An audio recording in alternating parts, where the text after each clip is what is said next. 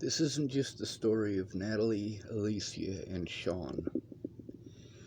This is a story of the state of our union, where we've got a president who doesn't give a crap about the poor, about the homeless, about the disabled. It's about how this man complains about fake media and complains about the FBI, but, well, when it comes to the poor, nobody cares. Literally nobody?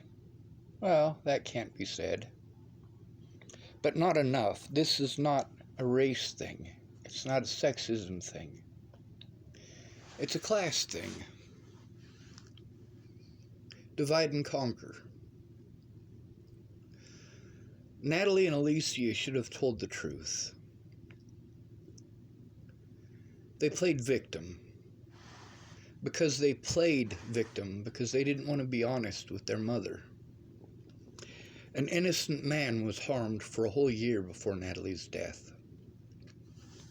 People called me a stalker, except I was the one being stalked. The media only cared about one side of the story. It's also the story of how the media has absolutely no remorse and no responsibility. There are no consequences for them posting fake media, fake stories, one-sided stories. I've been under siege by the media, by the police, and by the courts for over 2 years.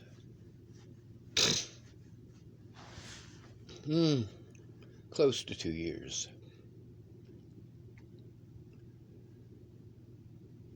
The fact is, the police, before Natalie died, had ample opportunity to put a stop to it. Natalie and Alycia both knew that I was being harmed, but they were so selfish that it didn't matter. They didn't care that an innocent man was being harmed. Because they're female, which is sexism, they must be right.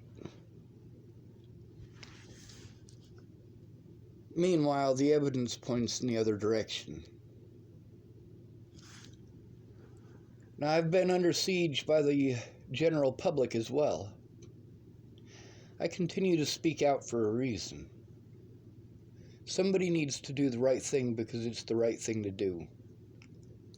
When you tell a police officer that another police officer did something wrong, they will destroy evidence. They will steal evidence.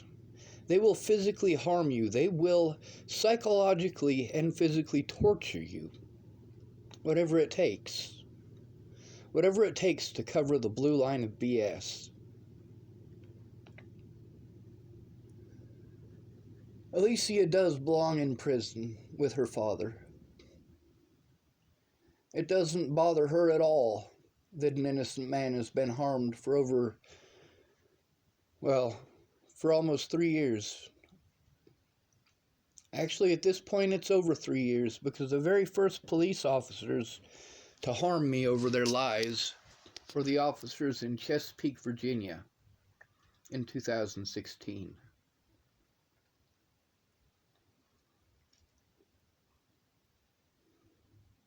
Somebody needs to do the right thing because it's the right thing to do, even if it's just me. Nobody should have to break the law in order to defend themselves. Because of Alycia's lies, because of her slander, Natalie's slander, her mother, Rose M. Kelly, her slander, I never got an honest day in court. My guilt was assumed, and it has stayed assumed ever since.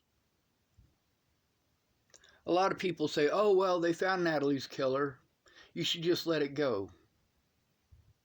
They didn't let it go, and you haven't let it go. I've been threatened, harassed, insulted, assaulted, and stalked for 3 years now. 3 years. And every single officer that I have gone to has done everything in their power not to do their jobs.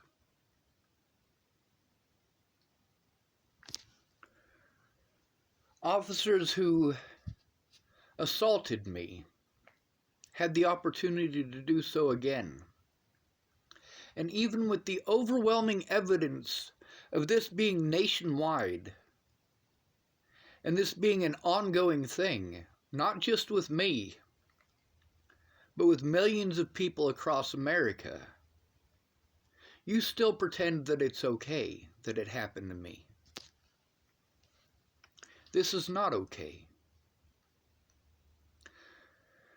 What we're talking about is all of the prejudice that it's illegal to harm somebody over.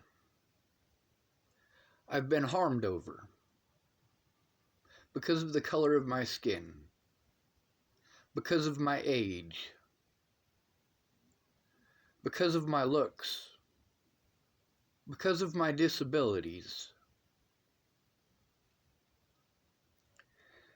Not many people can go through what I've gone through without killing themselves. What Natalie and her family have done in the last 3 years is destroy an innocent man's life. Yes, Natalie is dead, so she can't do any more harm. But it's the harm that people did because they assumed my guilt that is going to harm me for the rest of my life. I can't get an honest court date because of the court dates that I was illegally prevented from going to.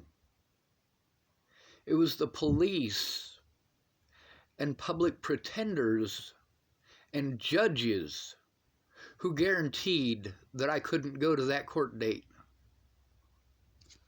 Which court date, might you ask? Actually, 5 of them. 5 court dates I was illegally prevented from going to. In addition to being assaulted repeatedly by police, being lied to, and being slandered by those very same officers. And nobody cares. Because I'm not young. Because I'm not pretty. Because I don't have the backup of groups like Black Lives Matter.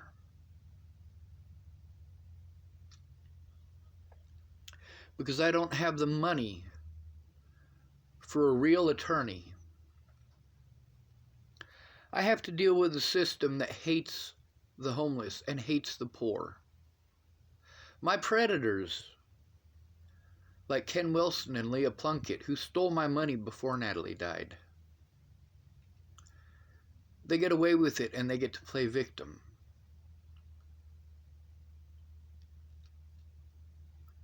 That's not acceptable. Alycia Bollinger gets to play victim. That's not acceptable.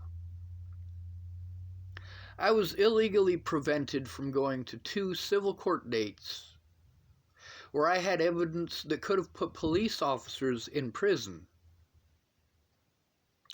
where I had evidence that showed that Natalie and Alycia were my friends, where I had evidence that showed that their family and their extended family and friends took part in the threats, harassment, and stalking, as well as the assaults against me, starting well before Natalie was killed. Over a year before Natalie was killed. Officers in multiple states and multiple counties took part in this.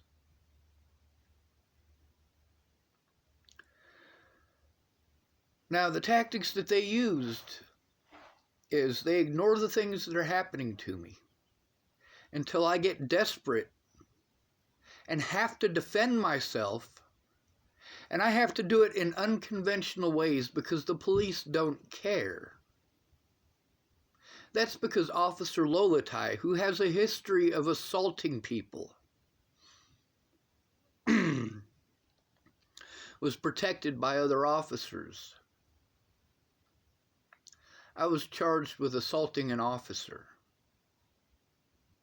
That officer assaulted me because he gets off on hurting other people. I was illegally prevented from pressing charges against these officers. These officers took complete advantage of my disabilities to prevent me from even making a police report. Then they later lied. But then again, they lied to me, didn't they? So the fact that they lied later just shows a pattern. The things that were done to me and the evidence that was stolen need to be investigated. Those officers in Rawlins, Wyoming who assaulted me, did they physically assault me? No, they did not. But they assaulted my character. They did illegal things on video on a computer that they stole and are attempting to send to Colorado, where I won't have access to it. And they won't give me an attorney who will actually do their job. They will give me an attorney who will refuse to look at that evidence, who will refuse to requisition that evidence. A lawyer like Zoe Tanner, or Pamela Carty, Catherine Hay, or Stephanie Cotton, or Jill Gookin. I needed an attorney who would actually do their job. And I needed a place where I could sit down with that evidence without it being stolen, without fear of it being stolen, without fear of an alcoholic or a meth head going off the fucking deep end over stupid shit. Where I could sit down in peace and quiet and work on the things that I needed to work on. Many of the things that I needed help with, I wouldn't have needed another person's help if I'd have just had a safe place to go and work on it. Having to depend on complete strangers, because I don't have any real friends, and I do mean that.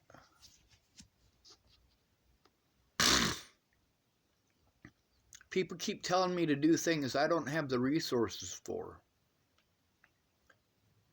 And then because I don't have the resources for it, I must not be trying. Hundreds of phone calls that I've made. There is no agency that actually does what it is you guys keep thinking they do. I made hundreds of phone calls before I ever had to break the law in August of last year. And yes, I did have to break the law. I never got an honest court date,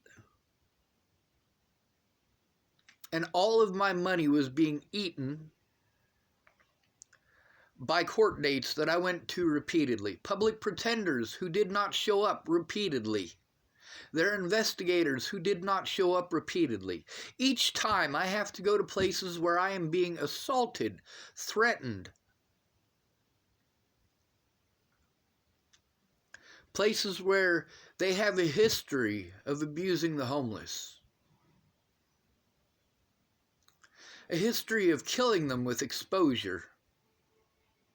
Any of you who are familiar with the natives and the native reservations, especially in Montana, Wyoming, the Dakota regions, you guys know about the exposure. You know about how they take these natives, many of them women, some of them even children, and they drive them out in the country during a snowstorm and drop them off. The same thing happens in Boulder, Colorado, but they don't have to drive them out in the country and drop them off. There's not enough beds for every homeless person in that county. There aren't enough beds anywhere in America for the homeless in any given place. And when you're homeless, your guilt is just assumed. It's just assumed that you're homeless because you're lazy, whereas in reality, you probably got dropped off after growing up in the system with just the clothes on your back, no identification, no driver's license. You probably don't even know how to drive. You don't know shit about the society that you're stepping into.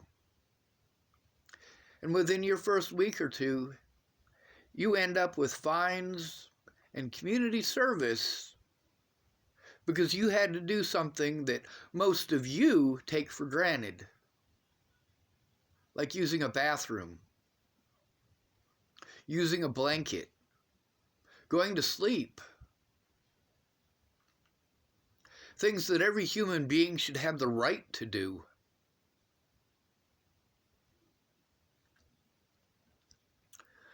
Alycia Bollinger never had to go through that.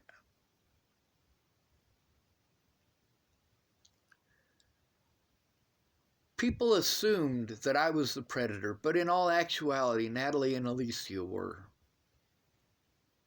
Because an innocent man has been harmed for 3 years without the benefit of an honest court date, without the benefit of an actual lawyer, without the benefit of having the evidence looked at. Police officers in Rawlins, Wyoming stole that computer because it shows that they did wrong.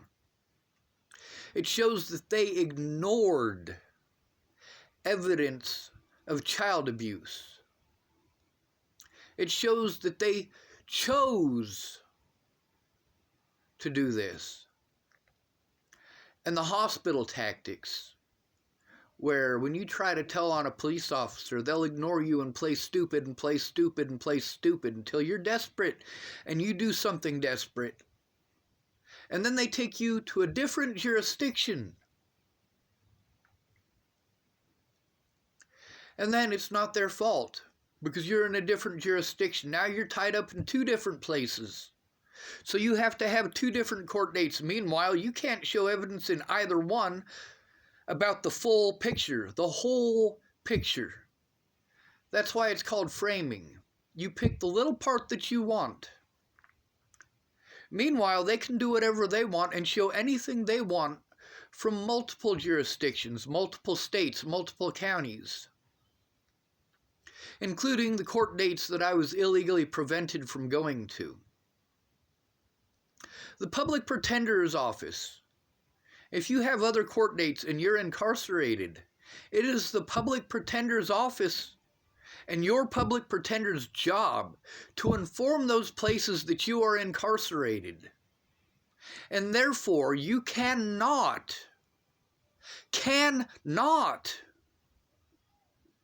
be charged for not showing up in court because you couldn't. But in my case, Pamela Carty selectively chose not to do her job, chose not to inform those places that I was incarcerated. So I got failures to appear in court. She chose not to requisition the evidence. Evidence that Officer Brian Valenzuela of Arapahoe County chose to steal from Boulder County and not enter in as evidence. Pamela Carty chose not to show up to my court dates repeatedly. In Colorado, you have 35 days to give someone their pretrial. They didn't allow me mine until 41 days after my arrest. Pamela Carty didn't even show up. She never requisitioned the evidence. And because of my technical inabilities and because of the maze that these police sites are, I've been unable to make a report about them because I've been stuck in environments that are volatile, with people who are on substances. I haven't been able to calm down enough to function to do those things. I'm not the only one, though. Because of the reputation that was given me by liars like Alycia Bollinger, Natalie Bollinger, and their family, a family of drug dealers and child abusers. Because of that, the public came at me, a disabled person. They came at me because my disabilities were exploited to prevent me from having an honest court date. Where people don't want to have their name associated with mine. Pamela Carty did the same thing as all of the rest of my public pretenders. Refused to do her job. Did not do her job. Outright lied to me and to the courts to prevent me from having an honest court date. To allow me to be tortured to the point that they get me to sign a piece of paper under extreme duress. And the fact is, all of the judges took part in this. Every judge at every court date did all they could to prevent that evidence from being seen. To prevent me from having an honest court date. In Arapahoe County, the judge that I finally got, on the 15th of October of last year, she refused to allow me to fire Pamela Carty for not doing her job.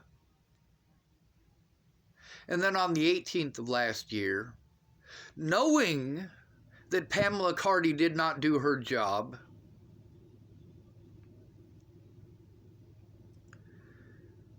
that judge did even more illegal and immoral things.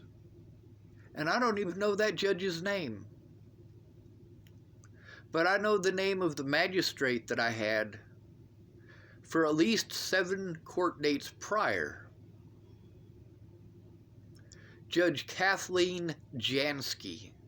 Sorry, Magistrate Kathleen Jansky.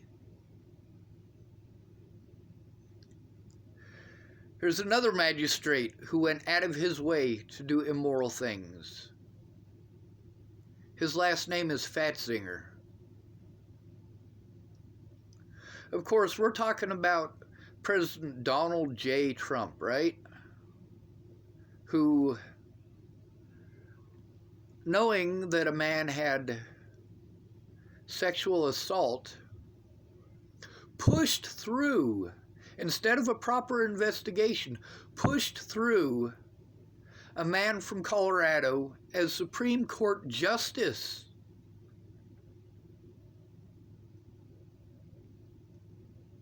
These people protect each other because they work together. None of these public pretenders are going to stand up to the police or to the courts.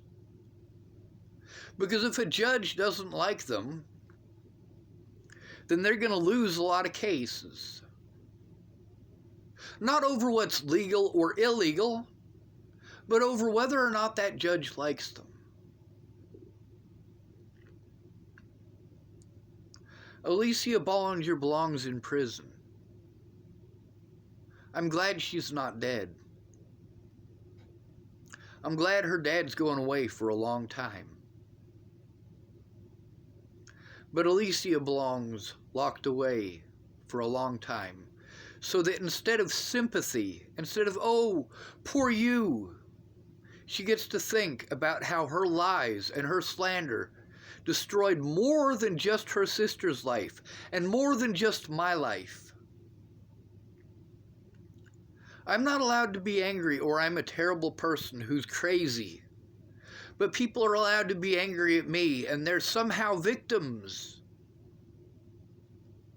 This isn't the case.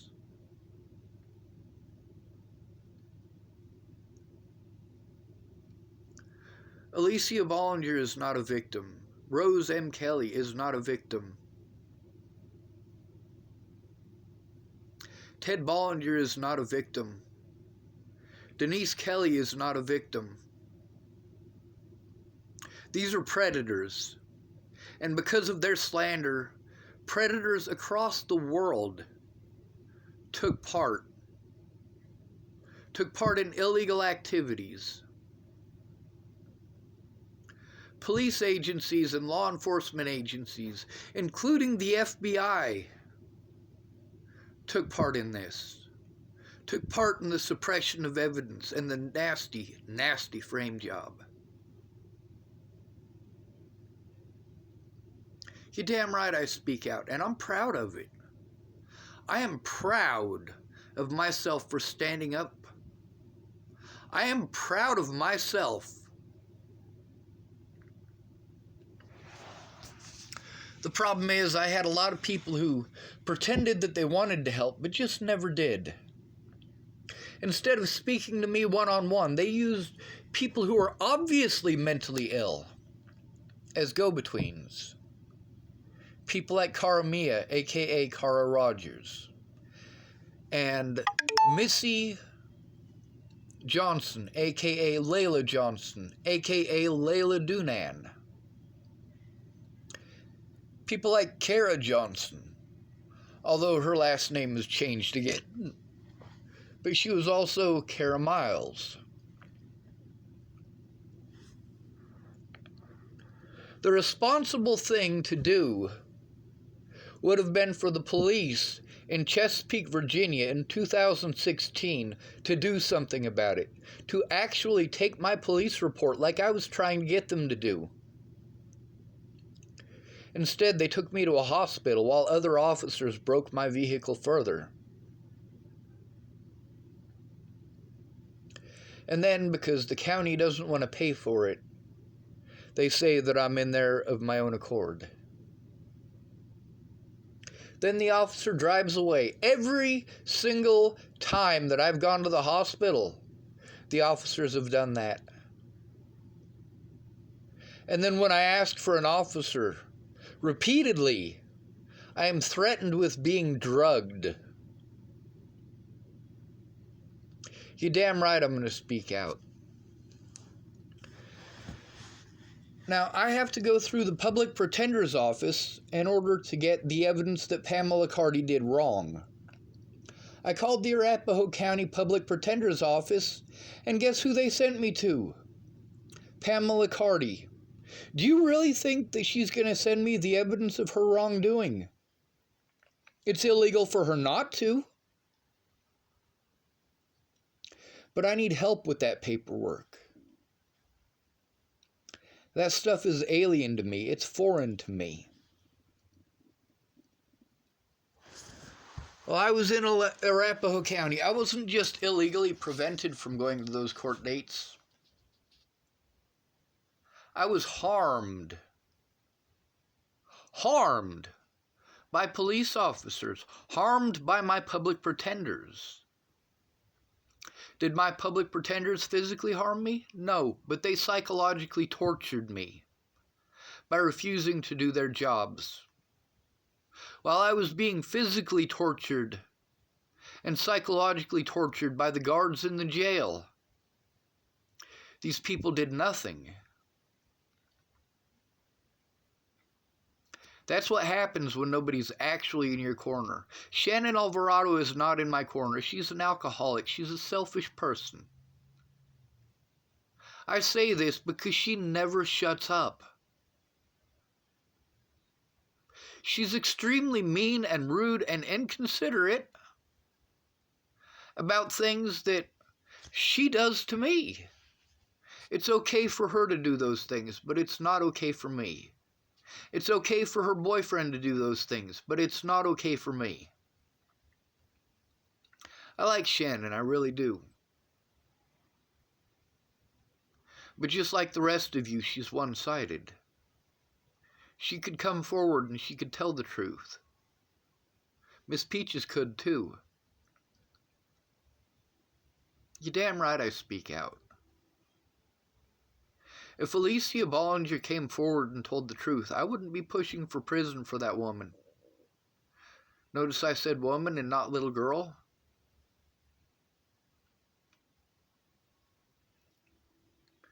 The fact is, they took advantage of public opinion as their excuse for harming me, or to pretend that I had harmed myself. These people bullied me to the point that I actually attempted suicide on multiple occasions.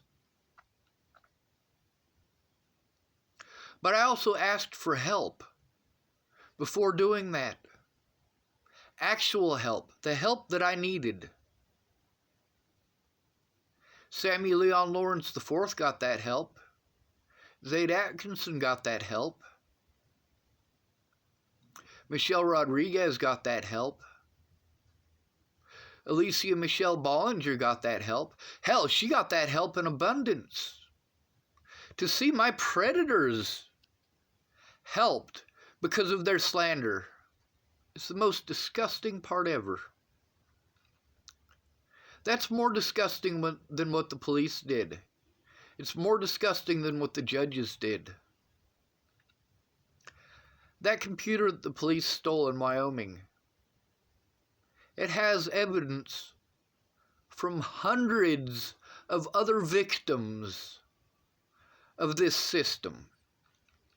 Hundreds of other former foster children forced into homelessness and victimized by the police because they have no rights. If an officer tried to do to Donald Trump what was done to me, or any of these other victims for that matter, that officer would lose his job. That officer would likely be in prison, if not at least jail. But because I don't matter, because I don't have money, because I'm not young, because I'm not pretty, because I'm not female, and because I'm not black, it must magically be okay. It's not okay. It's not okay for Black Lives Matters to turn a blind eye because it's not happening to them. Oh, well, this is a white person, so it doesn't matter. We're only out for black people. And then we've got these women's liberation groups, as they're called, who only care about women. I care about everybody. But I am so tired of this. On the bright side, I finally got to somewhere safe.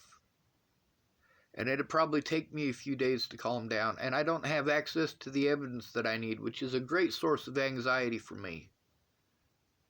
Because I have to travel back to kangaroo court territories in order to try to get that evidence back. And without a real lawyer, I can't do that. Without testimony, or at least written statements from people like Shannon Alvarado, Aaron Cockerham, Carl Rogers. Written statements by these people, and Kayla Trujillo, and Tabitha Michelle Cook, and Graham. People who are mad at me because they never made a report and I called them out on it. After I wasted all of my resources on all of these court dates and on going to see these people who made empty promises and never fulfilled them. People like Katie Cahill. Yeah, I will never be allowed an honest day in court without the general public actually giving a shit. Yes, when Natalie disappeared, I still tried to find her despite the things that her and her sister's lies put me through. Their friends and family, who are all drug addicts, put me through. Despite that, I tried to help find her. The same thing with Alycia.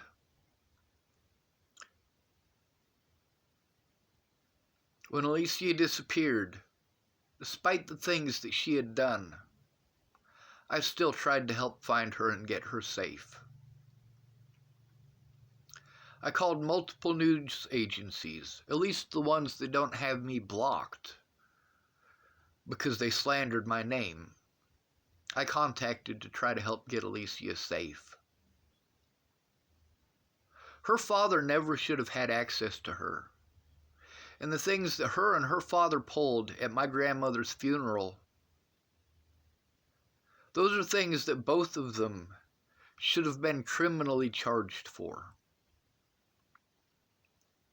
The evidence that I was threatened, harassed, and assaulted repeatedly, as well as stalked by Natalie and her friends and family, still exists.